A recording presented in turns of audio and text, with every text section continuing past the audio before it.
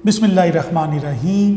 Unique online lecture का सिलसिला बेटा जारी है। मैं हूं मोहम्मद अली डार, शोबा उर्दू से आपसे मुखातिब हूं। डियर स्टूडेंट्स, हम लोग हिस्सा नज़म का हमने आगाज़ किया था। पिछले लेक्चर में हमने पहली नज़म का कुछ अशार पढ़े। आज हम दूसरे लेक्चर में, नज़म के दूसरे लेक्चर में हम अपनी बाकी नज़म का अहाता करेंगे। यकीनन आप तुलबा घर बैठे उनकी तैयारी की होगी, और जैसे मैंने आपको बताया था कि नोट्स भी ले लीजिएगा, लेक्चर को भी सुनिएगा, और यकीनन इससे आपको तैयारी करने में बेहद मदद मिलेगी। और ये चीज़ें, ये तमाम जो एफ़र्ट्स की जा रही हैं, ये बेटा इसलिए की जा रही हैं कि आप घर बैठे बेहतर तरीके से तैयारी कर सकें, ताकि आपका जो तालीमी साल है वो बहुत अच्छे तरीके से कामयाबी से हमकिनार हो। तो मेरा बेटा, आप तमाम बच्चे पहले 3 शेर तैयार कर चुके हैं। आज हम इस नज़म के जो बाकी अशार हैं उसको डिस्कस करेंगे, और उसके बाद थोड़ा बहुत जो टाइम बचेगा तो फिर कोई अगले टॉपिक के ऊपर बात की जाएगी। तो इंशाल्लाह आइए चलते हैं अपने लेक्चर की तरफ, और अपनी नज़म जो है उसको जायज़ा लेते हैं, उसकी बात करते हैं। डियर स्टूडेंट्स, हम पढ़ रहे थे बेटा जिसमें अल्लाह ताला की तारीफ़ की जाती है, ऐसी नज़म जिसमें खुदा की तारीफ़ की जाती है। ये हमने पहले लेक्चर में ये डिस्कस किया बेटा। जनाब अमीर मिनाई को हमने भी पढ़ा, डिस्कस किया कि सादगी के शायर हैं। इनकी हम्द जो है ये खुदा से मोहब्बत के इजहार का एक ख़ूबसूरत वसीला, जिसको अमीर मिनाई अमीर अहमद ने अपनी शायरी का ख़ासा बनाया, और यही इनकी वजह शोहरत भी है। बेटा हम आखिरी शेर, तीसरा शेर हमने, दूसरा कौन है जहाँ तू है, कौन जाने तुझे कहाँ तू है, लाख पर्दों में तू है बेपर्दा, 100 निशानों में बेनिशां तू है। हम बेटा तीसरा शेर पढ़ रहे थे कि तू है खलवत में, तू है जलवत में, कहीं पिन्हा कहीं आया तू है। यानी अल्लाह ताला कभी ज़ाहिर अकेला में भी होता है, और कभी महफ़िल में भी होता है। जब मैं होता हूँ तो मेरा रब मेरे साथ होता है। कहीं पिन्हा है और कहीं अया है, कहीं ज़ाहिर है। बेटा सूफिया कराम के नज़दीक किसी भी वजूद की 2 किस्में होती हैं, एक वजूद हकीकी और एक वजूद गैर हकीकी। बेटा इब्न अरबी ने इस बात का तसव्वुर पेश किया है कि अल्लाह की ज़ात ही वजूद हकीकी है। हकीकी वजूद वो होता है जो हमेशा से हमेशा रहे, और कभी उसके अंदर कोई तगय्युर और तब्दीली ना आए। और वो ऐसी अजीम ज़ात होती है जो हमेशा से होती है और हमेशा रहती है, यानी मखलूक पर उसका इन्हिसार नहीं हो सकता। यानी बग़ैर किसी तगय्युर और तब्दीली के वो ज़ात मौजूद होती है, वो किसी की मोहताज ना हो, वही वजूद हकीकी है। जबकि इंसान बेशुमार ज़रूरतों के आगे दूसरों का मोहताज है।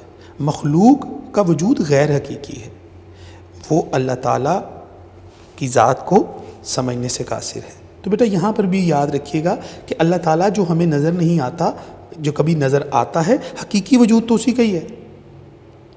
जैसे शायर ने कहा था कि और क्या क्या नज़र नहीं आता, कोई तुझसा नज़र नहीं आता, और क्या क्या नज़र नहीं आता, कोई तुझसा नज़र नहीं आता, झोलियाँ सबकी भर दी जाती हैं, देने वाला नज़र नहीं आता। तो यहाँ पर भी यही है कि अल्लाह ताला हमें सब कुछ देता है, सब कुछ अता करता है, वो वजूद हकीकी का मालिक है, लेकिन वो हमें नज़र नहीं आता। और जब वो हमें दे रहा होता है, अपनी नेमतों से नवाज रहा होता है, तो उसकी ज़ात हमें नज़र आती हुई महसूस होती है, हम उसकी ज़ात को महसूस करते हैं। तो बेटा आज हम चौथे शेर के ऊपर बात करेंगे।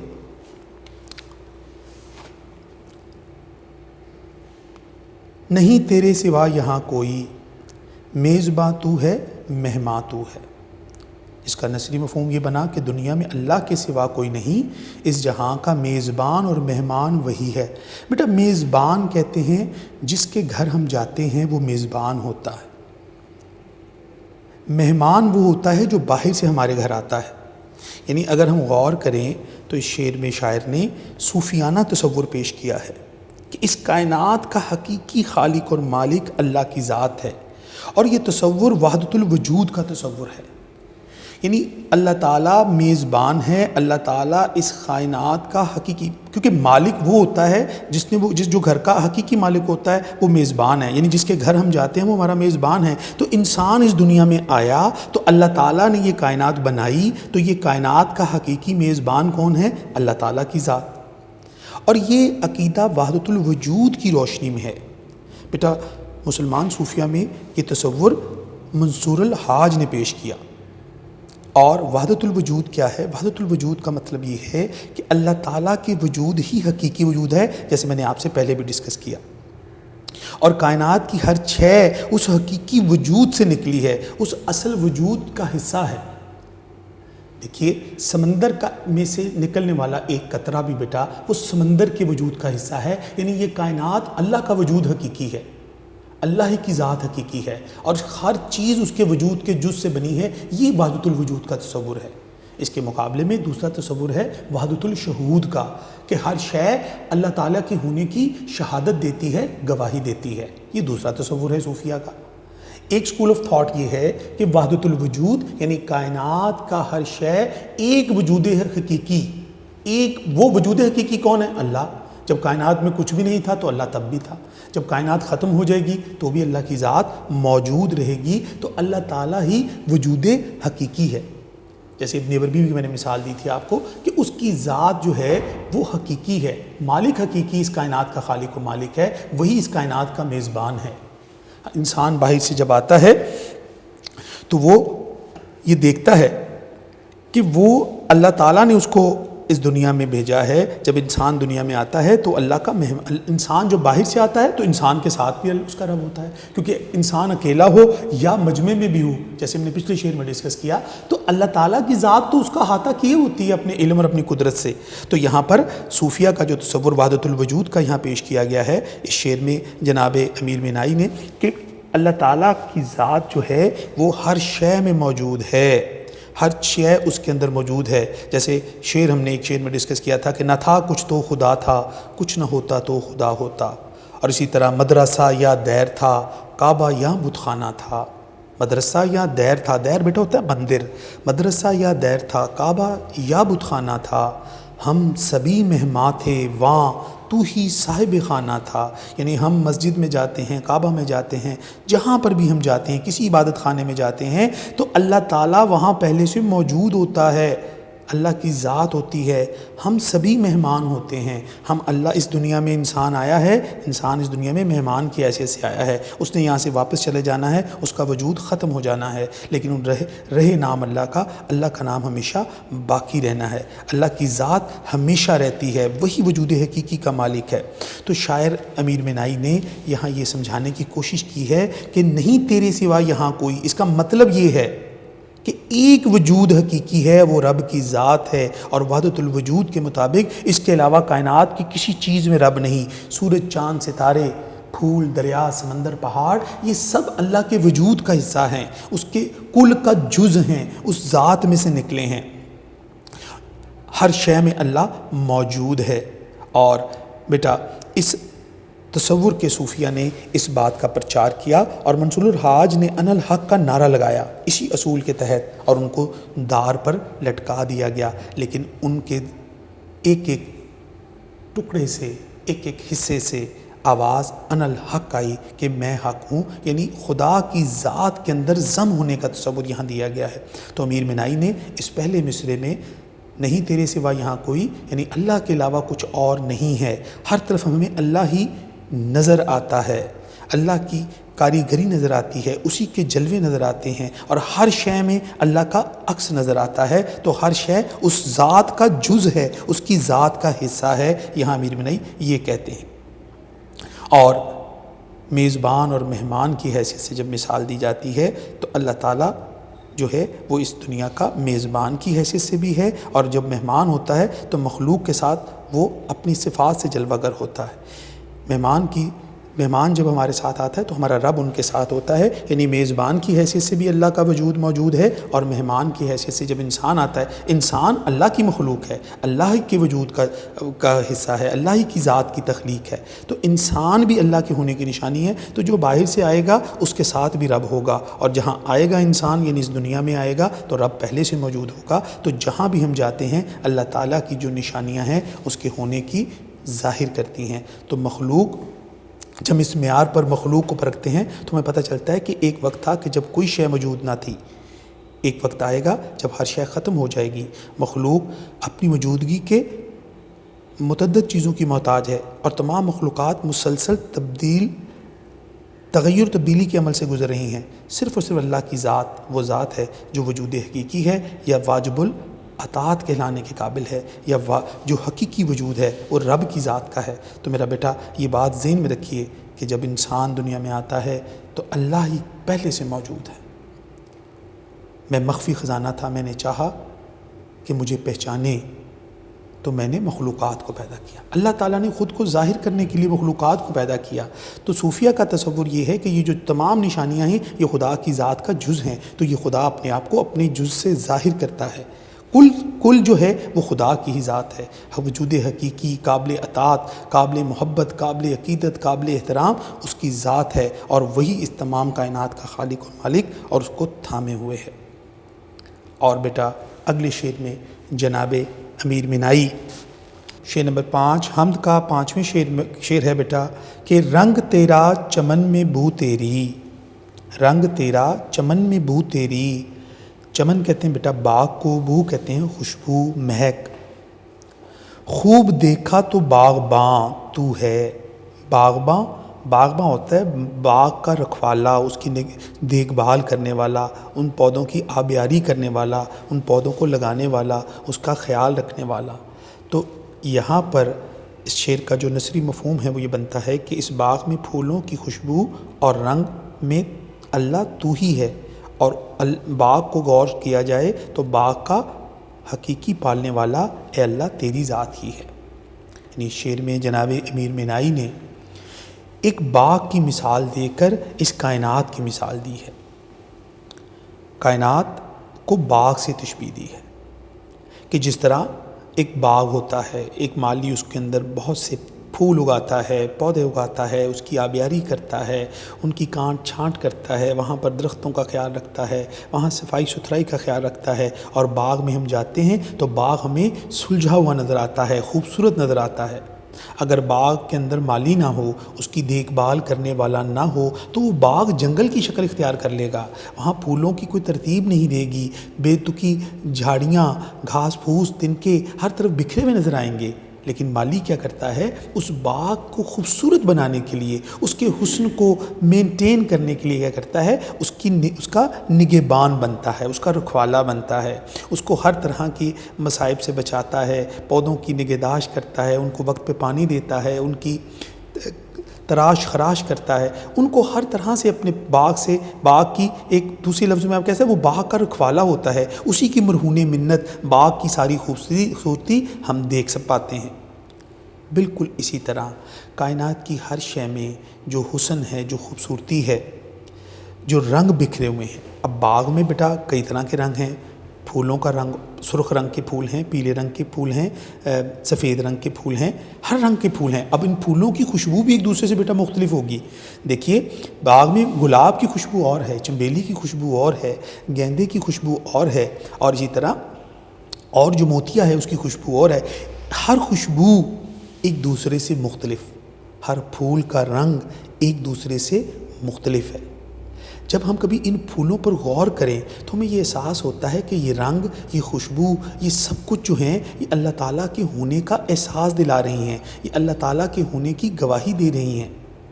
اور جس طرح ہم نے پہلے ذکر کیا تھا وحدت الوجود کا، اگر ہم وحدت الشہود کی نظر سے دیکھیے تو وحدت الشہود تو یہ ہے کہ ہر شے اللہ کے ہونے کی نشانی ہے، گواہی دے رہی ہے، شہادت دے رہی ہے، اپنا اظہار کر رہی ہے۔ تو باغ کے اندر جب ہم پھولوں کو دیکھتے ہیں، اس کے رنگ کو دیکھتے ہیں، کتنا خوبصورت سرخ رنگ کے پھول ہیں، نیلے رنگ کے پھول، پیلے رنگ کے پھول، سفید رنگ کے پھول، ان کی رنگت، ان کی چمک، ان کی مہک یہ اللہ کے ہونے کی نشانی ہے، اور یہ اللہ کے ہونے کا ہمیں احساس دلاتی ہے، اور یہی بیٹا وحدت الشہود ہے کہ اللہ تعالیٰ اپنی نشانیوں سے خود کو ظاہر کرے اور ہر شے، کائنات کی ہر شے اللہ کے ہونے کی گواہی دے، اور اللہ تعالیٰ اپنی ذات کو ان نشانیوں سے ظاہر کرے۔ یعنی پھولوں کے پھلنے پھولنے میں، پھولوں کی آبیاری میں، پھولوں کی افزائش میں، اس کے مہک میں، جب ہم باغ میں جائیں تو ہمیں ہر چیز جب نظر آتی ہے تو اس کے اندر یہ سارے رنگ جو ہیں اللہ تعالیٰ کے ہونے کی نشانی دے لگتے ہیں۔ اسی طرح امیر منائی کا تصور یہ ہے کہ اس کائنات کے جتنے بھی رنگ ہیں، پھول ہیں، خوبصورتی ہے، حسن ہے، اور اس کی مخلوقات ہیں۔ اب دیکھو کائنات میں میرا بیٹا کتنی مخلوقات ہیں، انسان ہیں، چرندے ہیں، پرندے ہیں، ایک سمندر کی مخلوق کو گن نہیں سکتا انسان، شمار نہیں کر سکتا، اس کی خوبصورتی کا احاطہ نہیں کر سکتا۔ ایک مور کے پروں کے اندر کے جو رنگ ہیں آپ وہ دیکھیے، اس کے اندر کتنی خوبصورت رنگ اللہ تعالیٰ نے پیدا کیے ہیں، اور یہ سب مچھلیوں کے رنگ دیکھ لیجئے، انسانوں کی مختلف رنگت کو دیکھیے، اس کی خوبصورتی کو دیکھیے، یہ ساری چیزیں خداوند اپنی ذات کے اظہار کی نشانیاں پیدا کرتا ہے۔ اللہ تعالیٰ کی ذات ہی وہ ہستی ہے جو کائنات کی خالق ہے۔ ان چیزوں کو پیدا کرنے والا کون ہے؟ ان چیزوں کی تخلیق کرنے والا کون ہے؟ ان چیزوں کا بنانے والا کون ہے؟ ان چیزوں کا مالک کون ہے؟ یقیناً یہ اللہ تعالیٰ کی ذات ہے جس نے کائنات کے ہر رنگ کو، ہر خوشبو کو، ہر مہک کو، ہر شے کو تخلیق کیا ہے۔ سورج، چاند، ستاروں کا رنگ دیکھیے، دریاؤں کا رنگ دیکھیے، پانی کا رنگ دیکھیے، پھلوں کا رنگ دیکھیے بیٹا، جتنے بھی رنگ ہیں، جتنی بھی خوشبو ہیں، جتنے ذائقے ہیں، جتنی خوبصورتی ہے، یہ ساری کی ساری اللہ تعالیٰ نے اس کائنات کے اندر بھر دی ہے۔ اللہ تعالیٰ حسین ہے اور حسن کو پسند کرتا ہے۔ جیسے شاعر نے کیا خوب اسی بات کو کچھ اس طرح سے بیان کیا کہ گلوں میں رنگ ضیاء بن کے چاند تاروں میں، گلوں میں رنگ ضیاء بن کے چاند تاروں میں، وہ پردہ دار کہاں جلوہ گر نہیں ہوتا، کہ پھولوں کے اندر وہ رنگ بن کر ہمیں نظر آتا ہے، ضیاء روشنی بن کر ہمیں چاند تاروں میں نظر آتا ہے، اور وہ پردہ دار کون ہے؟ وہ اللہ کی ذات ہے جو پردے میں ہے، جو خود تو دکھائی نہیں دیتی، لیکن کائنات کا کون سا ایسا رنگ ہے، کون سی ایسی خوبصورتی ہے جس میں اللہ تعالیٰ ہمیں اپنے رنگ اور اپنے جلووں میں اپنے آپ کو ظاہر نہیں کرتا۔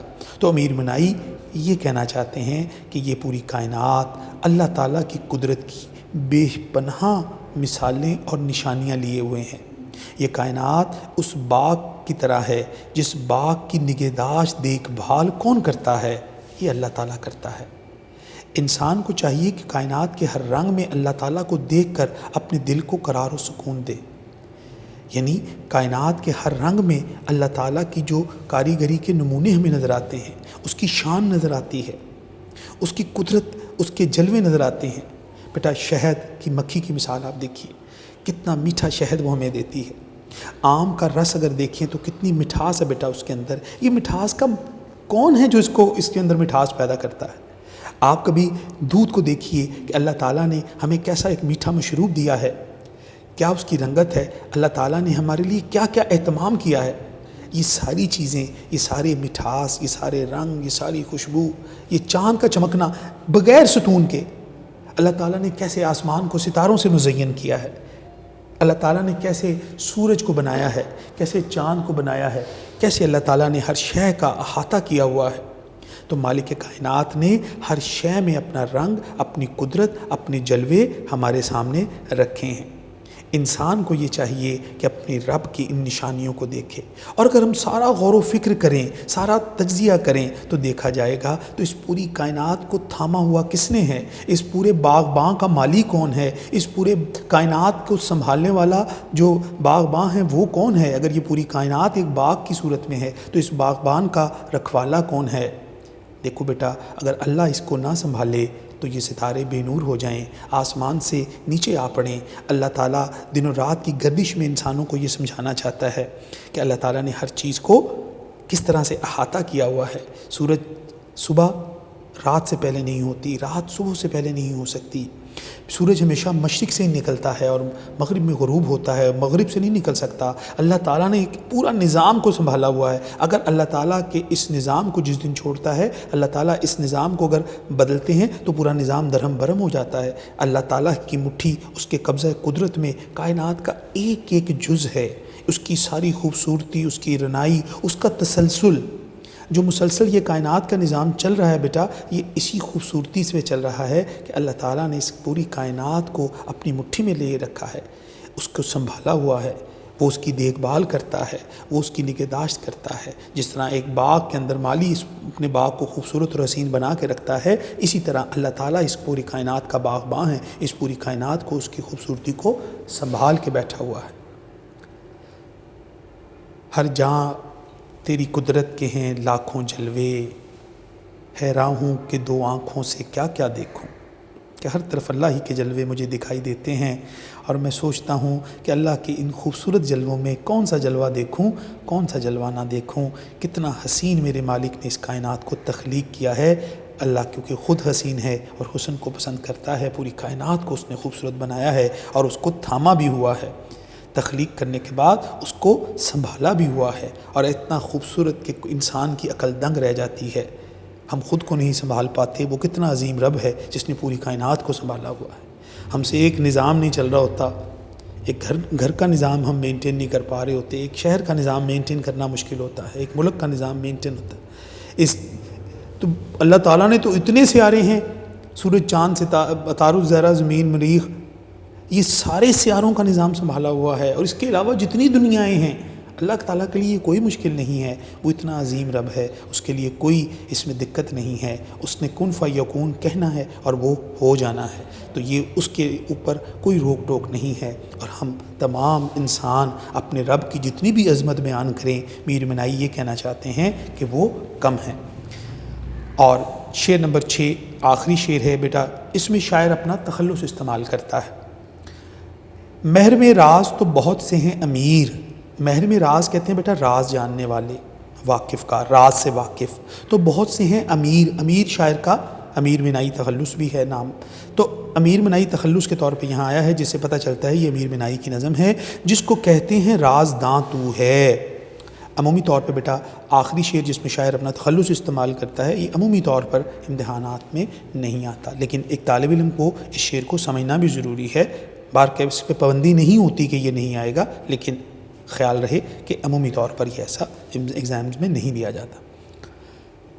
مفہوم اس کا یہ ہے کہ اے امیر، دنیا کے راز جاننے والے تو بہت ہیں، مگر رازوں پر پردہ ڈالنے والا اللہ ہی کی ذات ہے، یعنی اللہ ہے۔ رازوں سے واقف تو بہت سے لوگ ہو سکتے ہیں، دنیا میں بہت سے لوگ یہ کہتے ہیں کہ ہمیں اس شخص کے بارے میں معلومات ہیں، اس کے رازوں سے ہم واقف ہیں، لیکن اللہ تعالیٰ ہی حقیقی رازداں ہیں۔ بیٹا یہاں رازداں کا لفظ جو ہے وہ راز جاننے والے سے زیادہ راز کو اپنے پاس رکھنے والوں کے معنوں میں استعمال ہوا ہے۔ اللہ تعالیٰ کی صفات میں ایک صفت ہے بیٹا الستار، عیبوں کو چھپانے والا، عیبوں پر پردہ ڈالنے والا۔ تو اللہ کی ذات جو ہے وہ ستار ہے، عیبوں کو چھپانے والی ہے۔ تو شاعر اس بات کا امیر منائی اظہار کر رہے ہیں کہ میرے رازوں سے بہت سے لوگ واقف ہیں، بہت سے لوگ میرے بھید کو جانتے ہیں، لیکن مجھ پر اپنی نظر کرم کرتے ہوئے میرے عیبوں پر پردہ ڈالنے والا، میرے عیبوں کو اپنے دامن رحمت میں چھپانے والا صرف میرا سچا رب ہے، جو ستار ہے، جو میرے گناہوں سے، میرے دل میں پیدا ہونے والے ایک ایک خیال سے بھی واقف ہے، اور اس خیال کو میرے ایک ایک عمل سے آشنا ہے۔ دنیا میں جو راز کوئی نہیں جانتا، میرا رب اس راز کو جانتا ہے، اور وہ رازداں ہے، وہ مجھے لوگوں کے سامنے شرمندہ ہونے سے بچا لیتا ہے، وہ مجھے اپنے دامن رحمت میں لے لیتا ہے، وہ ستار ہے، وہ رحمان و رحیم ہے، وہ میرے گناہوں کو اپنی رحمت کی چادر میں چھپا لیتا ہے اور مجھے رسوائی سے بچا لیتا ہے۔ تو حقیقی معنوں میں میرا سچا رازدان، میرا سچا دوست، وہ ستار، وہ میرا رب جو میرے عیبوں کو چھپاتا ہے، وہ میرا مالک کائنات ہے۔ ڈیئر اسٹوڈنٹس، آج ہم نے اپنے اس لیکچر میں اپنی نظم کے باقی اشعار ڈسکس کیے۔